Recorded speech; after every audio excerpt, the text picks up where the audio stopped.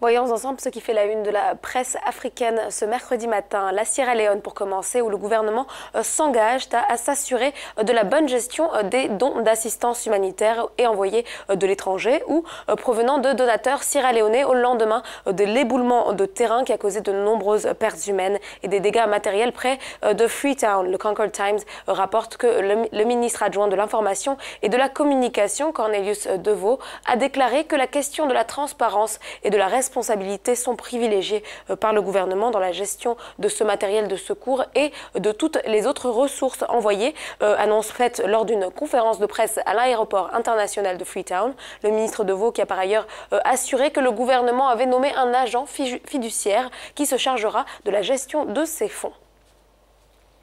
Direction la Tunisie à présent, où la presse.tn se penche sur l'activisme de la société civile dans le cadre, ou du moins à l'approche des élections municipales. Si les partis politiques focalisent essentiellement sur les fauteuils que leur accordera Youssef Chahed dans son prochain gouvernement, les associations de la société civile, elles, investissent le terrain pour convaincre les Tunisiens d'aller voter le 17 décembre prochain et que les municipales n'auront de sens que si le code des collectivités locales est adopté avant cette date.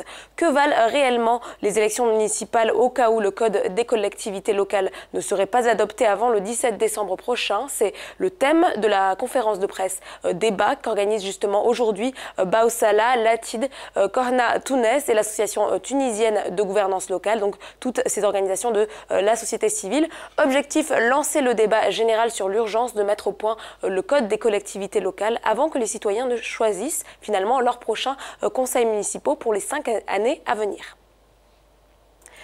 Au Cameroun, pour terminer, le quotidien de l'économie consacre sa une à la reprise des actifs de Necotrans par le consortium Bolloré, une décision de la justice française prise le 25 août dernier à Paris. En effet, selon le journal français Les Échos, le tribunal de commerce de Paris a rendu son jugement dans le cadre du redressement judiciaire du groupe Necotrans, actif en Afrique essentiellement dans la gestion de terminaux portuaires, le secteur pétrolier et gazier et la logistique minière. African Ports et Corridors Holdings, entreprise sud-africaine et membre du consortium, va quant à elle poursuivre les négociations en vue de l'exploitation du terminal VRAC du port de Kribi, toujours au Cameroun.